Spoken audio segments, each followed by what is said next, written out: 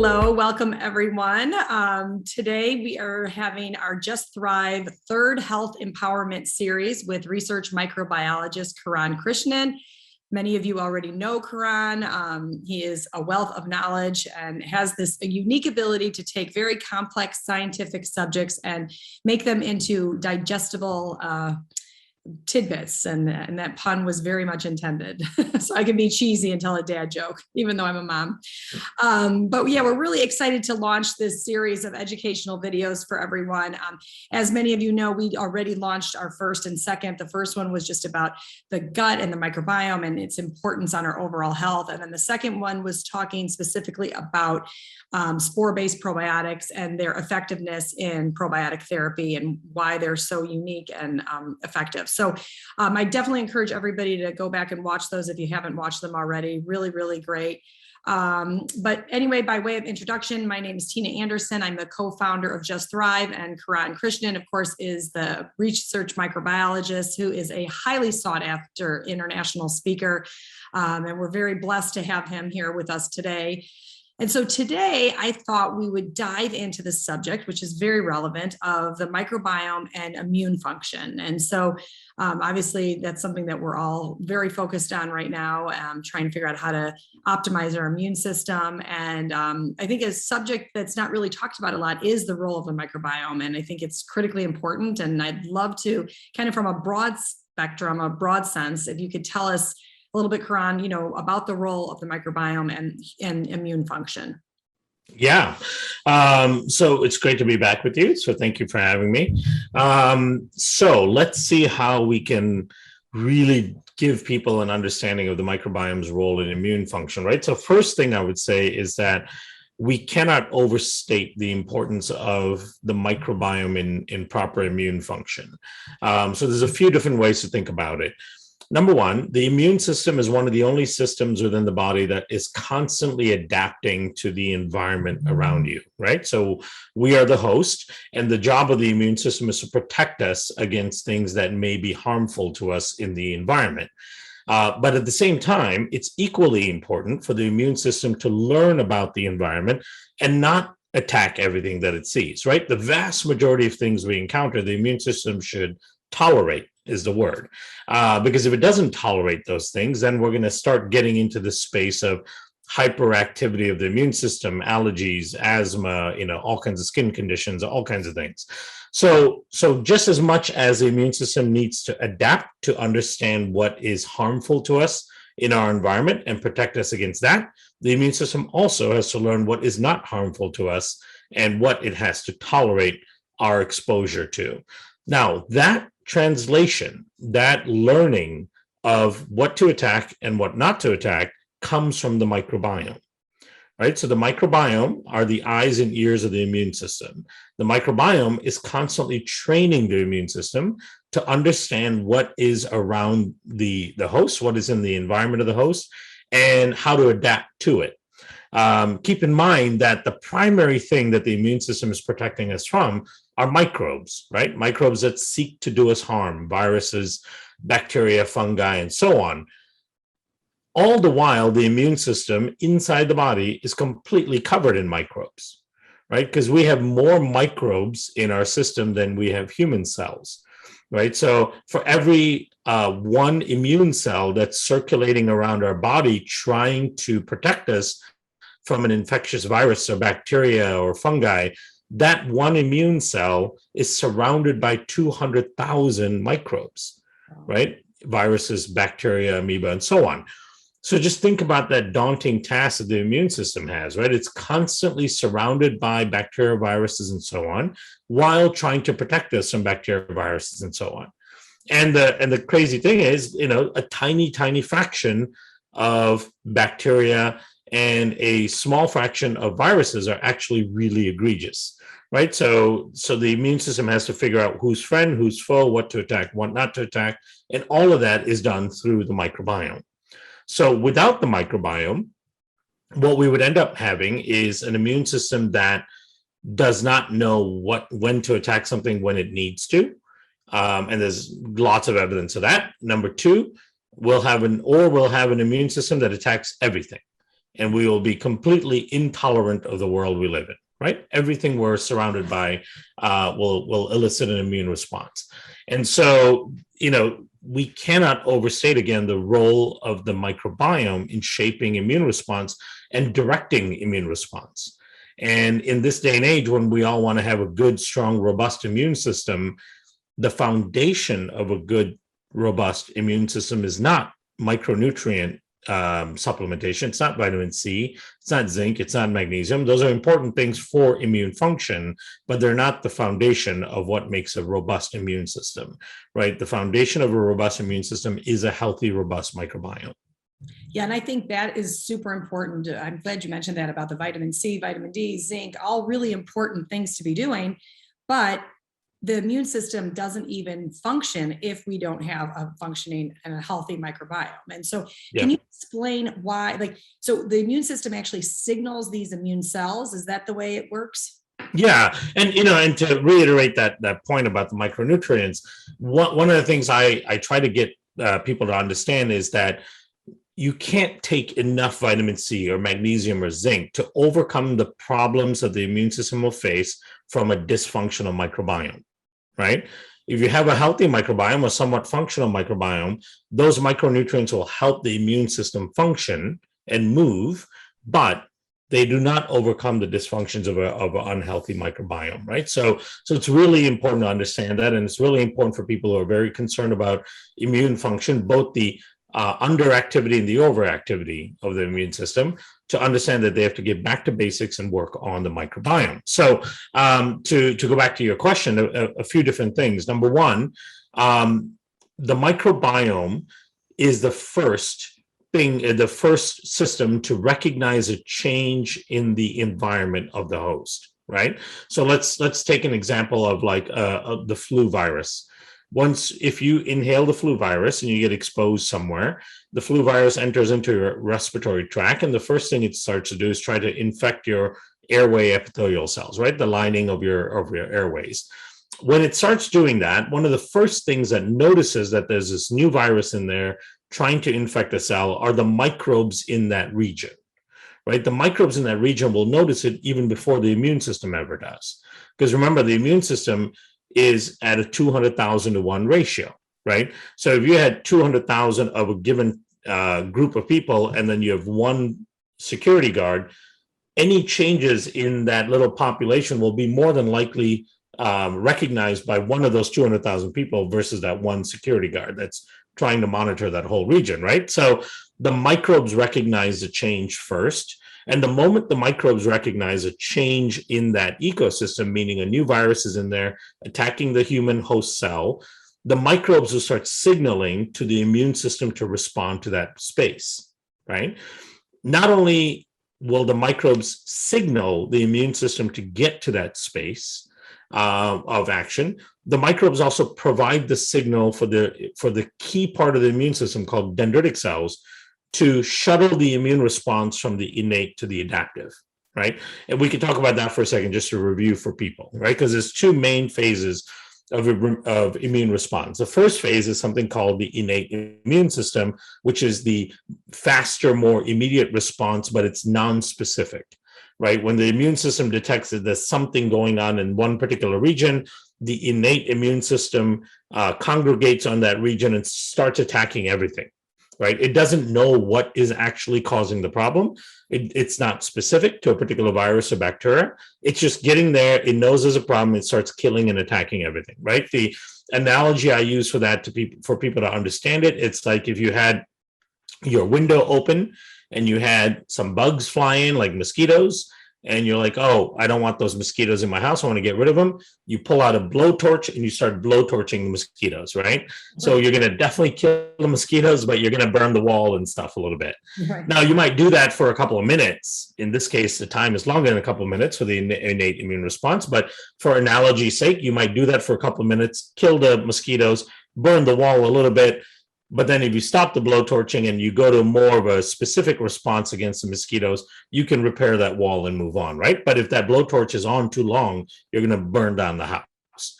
And that's essentially what happens in the immune system, right? The innate immune system comes in, starts responding in a very aggressive manner, using a number of different techniques of killing things, killing biological things. But as it's doing that, it's also damaging all your own cells and all of that too, right? Now, if that innate immune response isn't slowed down and shuttled to the next phase, which is the adaptive response, where it's a highly specific response against that one target, then the innate immune response will keep going. And then more often than not, the host suffers more damage from the immune response than the actual infection itself. Right? That's what we're seeing in the whole long hauler syndrome and all of that kind of stuff, right? People going into respiratory distress from this pandemic virus. All of that is the immune response, not the actual virus itself, right? It's the overbearing immune response. So that shuttling to that adaptive immune response is so critical. And if it doesn't happen, then ultimately the host gets more damage from the immune response than the actual pathogen. So that shuttling has to happen. And every aspect of that shuttling is controlled by the microbiome. So one of the things I said earlier is that signal to activate a key cell called the dendritic cell that moves the immune response from the innate to the adaptive. That signal comes from the microbiome, right? So the dendritic cell doesn't really get activated until it gets a particular signal from the microbiome. Once it's activated, what it does is it goes to that area of turmoil, and it specifically picks up pieces of the bacteria or virus or whatever is infecting it, and then takes that to the lymph nodes, where it presents this candidate to the T cells and B cells and goes, hey guys, this is what's causing the problem. And when the T cells and B cells see that, then they can then respond with the specific antibody and the specific T cell against that particular target, right? So that's how that works. And if the microbiome isn't there to provide the signal to activation of dendritic cells, you start getting that blowtorch response constantly happening over the next several days. And before you know it, the host is suffering from significant damage. Yeah, that is not good. Now, and I know you talked about that one study that was done on a no biotic mouse, and I'd love to hear maybe give it an explanation of that, because I think that's fascinating. Yeah, and this was a study, a set of studies that were done over a 10-year period, actually. So quite a lot of discovery happening in that time, and the most definitive component of that study came out in 2020. So really what they showed is that when you have a no biotic mouse, or a mouse that doesn't really have a microbiome, right? So they can raise these mice that are relatively sterile. They don't really have a functioning microbiome. Mice have all components of their immune system, right? So the immune system's, all the T cells and B cells and dendritic cells and macrophages, everything's there. It's just that the immune system becomes super naive because it doesn't have the microbiome to train it. And what they were able to show is that they could infect those mice with the virus, and the dendritic cells, even though they are fully capable, will actually sit by and watch the host cell get infected and not do anything about it, because it's waiting for a signal from the microbiome, right? But then if they transplant a microbiome into those same mice, then cause the infection, then they'll see the dendritic cell response, right? And it's because it gets the signal from the microbiome. Now, part of the reason for that, because that's one of the questions you might ask, right? If someone's thinking about this critically, they might say, well, why are we designed that we've outsourced this protection to signals from microbes, right? And part of that is the training aspect of the immune system that I talked about earlier. Because remember, just as important as it is for the immune system to react to things that could cause us harm, it's equally important for the immune system to not react to things that would not be causing us harm, right? Because if it constantly reacted to everything, that would actually be the thing that kills us, not some infection. And it's going to be our own immune system that kills us, as in the case of 110 different autoimmune diseases that we now have, right? And so the reason why the system is developed that way is because the microbes in our system will decide for the immune system at what point it should be activated, right? So what that paper showed is that the microbes decide the activation threshold of the immune system. It's like, hey, immune system, this level of activity, even with viruses, bacteria, and all that, is fine, right? We don't need you to respond to this. But once it goes above a certain level, then the microbes go, okay, this is problematic. Let's turn on the immune system, right? So then it kicks up the immune system. So that allows the microbes that are really more abundant than anything else in our body to dictate when the immune system should be functioning and when it shouldn't, right? And that's a scary thought when you think about it, right? Our protection is basically outsourced to all the microbes that live in our system. So if we have the wrong microbes, or we have too much of the wrong microbes, or we don't have enough of the right microbes, that whole process can easily get screwed up. Hence, the reason why we now have 110 or so autoimmune diseases, whereas a few decades ago we might have had about 30, right? So we've created new immune dysfunctions for ourselves over the last several decades because we continue to mess up our microbiome.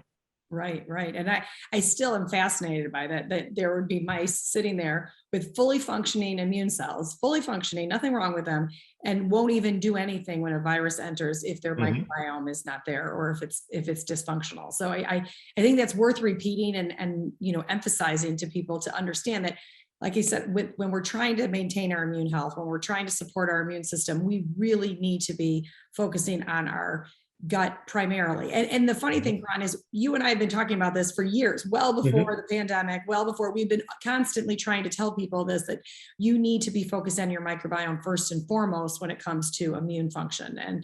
And because that's going to make everything else that we're doing to support our immune health work that much better and work at all.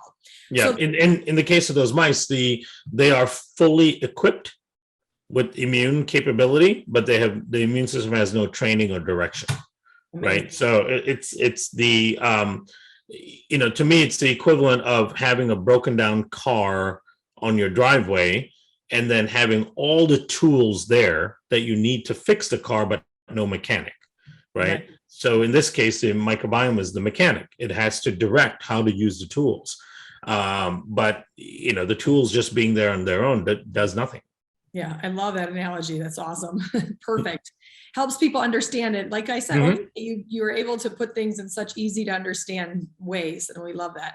So, Just Thrive has, a suite of products, and I would say that all of them have a place for people. But what would you say out of the Just Thrive product line? The probiotic, the prebiotic, the gut fortify, the IgG, Immunity Plus, like out of all of those, like what would you say where people should start? What do you think? And then what would be like the most ideal situation for people to start taking it based on, just to support their immune system during this time and any time? Sure. Yeah. And one of the things I love is that the immune system is really in the limelight right now because of the pandemic, which is great. But of course, we've needed our immune system just as importantly well before this pandemic, right? And we will continue to need it well after this thing. So I'm glad this is shedding a light on the function of the immune system, but really what we need to do is always be thinking about it, because I want to reiterate the idea that we're thinking about it now because there's an infectious virus out there, right? But as important as it is for the immune system to protect us against infectious agent, it's equally important for the immune system to not respond to things around us, right? That's killing more people on an annual basis than a typical infectious agent can do. So let's talk about what within the lineup is really critical. And I would say, it's so hard to choose because here's what a dysfunctional microbiome looks like that impacts immune response, right? So one is having low diversity in the microbiome. Low diversity in the microbiome is one of the key factors of a dysfunctional microbiome with regards to immune response. Low diversity means your immune system response is compromised. Absolutely. So we need to ensure that we're increasing and maintaining diversity within the microbiome. The other thing are these keystone species, right? We know from really good studies that organisms like Fecalum bacteria, Akkermansia, Bifidolongum all work directly with the immune system in many different ways through inflammatory pathways and activation of the immune cells and so on. So the presence of those keystone strains is another really important feature. So we have low levels of keystone species. That's a huge impact, not only, of course, on our microbiome, but our immune system as well. The third thing, leaky gut. Yeah. Leaky gut is probably one of the most egregious driver of immune dysfunctions that I can think of based on looking at all the research, right? Because one of the things that leaky gut leads to, or the main thing that leaky gut leads to, is chronic low-grade inflammation throughout the body, because you've got all these endotoxins and all leaking into your system every single day. And while they're in the system, they're triggering inflammatory responses throughout the body. Now, the reason why that compromises the immune response is because the way the microbiome communicates with the immune system is through inflammatory pathways, right?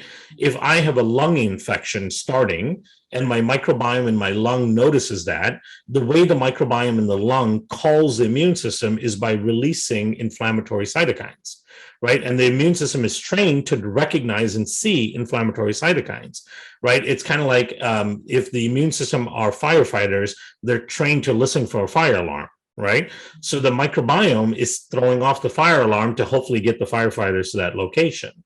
But what happens if you have fire alarms everywhere in your body, right? Those firefighters are distracted. So the analogy I give there so people can really understand it is, imagine you had a home with a neighborhood with 500 homes, right? And one of those 500 homes is actually catching on fire.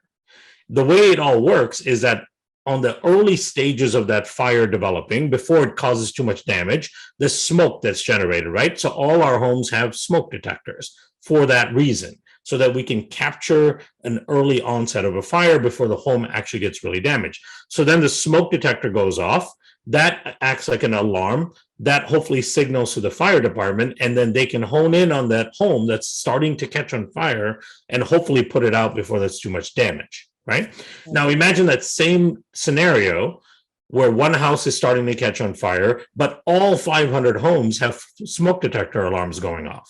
Yeah. Right? Even though 499 of those homes aren't actually on fire. Yeah. So then how does a fire truck ever figure out which home it is to get to? The only time they will figure it out is when that home's fire gets big enough that they can see the smoke from a distance. Right? Now they finally get there, and at that point, it's a much bigger problem than it was, right? So that's the same thing that happens when we have chronic low-grade inflammation in the body. We have fire alarms going off everywhere in the body. Yeah. And the immune system keeps getting directed to all of these different areas where there aren't actual infections going on, but because of the leaking in of toxins and all that, it's generating this massive alarm, right? And then if there's a real infection going on, like in my lung, the immune system is distracted with all of these other areas.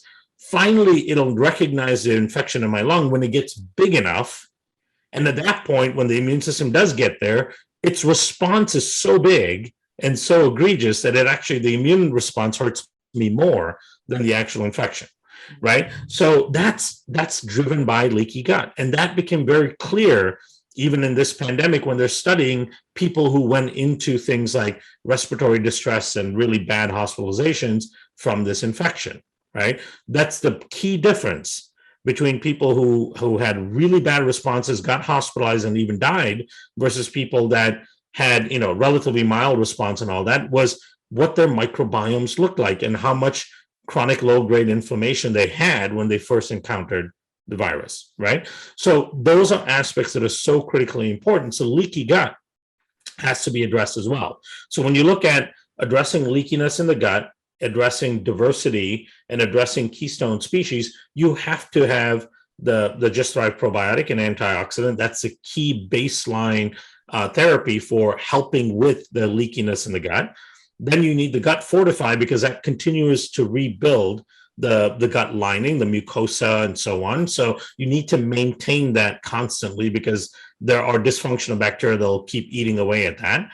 And then you do need the prebiotic, because prebiotic is a big driver of diversity and the growth of keystone species, right? And then ultimately the IgG becomes really important as well, because the IgG lowers the toxigenic impact on the gut and lowers that type of dysfunctional immune response in the gut that distracts the immune system, because you're consuming things like mold toxins and environmental toxins and all that, right? So the IgG helps kind of bind and neutralize some of those things. So it takes that load off of the immune system. So the immune system can focus on the more important things.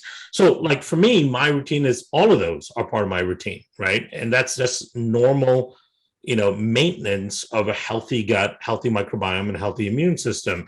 And the gut, and then the immunity product, especially when it becomes, really important in terms of the spread of infectious agents like cold season, flu season, or even now as case numbers go up, then I start taking those things as well, especially when I'm traveling and I'm out there, just to give my immune system additional support. That's formulated with herbal compounds and other things that kind of keep the immune system at a heightened state of alertness, what I call functional readiness. So it does provide you that kind of extra support, while you're navigating this world. Yeah, and the best part is that, when the pandemic started, and I have my parents, my in-laws on all of our, our products, but they're not always so good about it. So then I'm like, come on, you guys, and I'm telling them, you need to take the IgG on a regular basis. Make sure you're taking this. Make sure you're taking a Gut Fortify. And the funny thing is that all of a sudden, all these other markers my father-in-law particularly started to get better because he was on these, Yep. treatment. So I always laugh about, side effects, and don't, in the pharmaceutical world, it's like side effects include like suicidal thoughts, weight gain, cancer, all these awful things. And it's like here, side effects are, better mood, better weight management, healthier, just it's better sleep, all of these great side effects, but literally even other medical things that they are measuring on a regular basis start to see improvement when you're taking care of that gut lining. All these other great things start happening. So you may be taking it to support your immune system during a time like this. And, we should be doing that, like you said. And again, I can't say that enough. We've been talking about this for years. It's not just something we're talking about now because of the pandemic. It's about the immune system. And so much, 70 to 80% of our immune system is in our gut. We need to be focusing on our immune system. So this has been great, Karan. I really appreciate it. I know we're trying to make these kind of short and digestible for everybody. So unless you have anything else to add, I think we could finish up here and just encourage everybody to just take care of their immune system now and forever moving forward. And like you've talked about before, resilience. It's about resilience and being resilient to be able to handle things that come our way. Yeah, so I want to make one more point that kind of speaks to the point you made here at the end, where the side effects of doing some of these things, even though we're focused on the immune system, is that other parts of your health get better, right? One of the things that was really evident from this pandemic is that people with certain types of pre-existing conditions had a much higher risk of having hospitalizations, death, and all that from the virus, right? So these are metabolic issues like diabetes, cardiovascular disease, people with hypertension, people with age-related disorders. All of these types of people had a much worse response to the virus. The big question is, why is that, right? So why is having diabetes equivalent to having 8 times higher risk of dying from the virus compared to somebody that's the same age that does not have diabetes, right? Is it the diabetes that somehow compromises your immune response? As it turns out, and this was also known prior to this, but when you look at the data even now, it's not the actual condition like diabetes or heart disease or hypertension.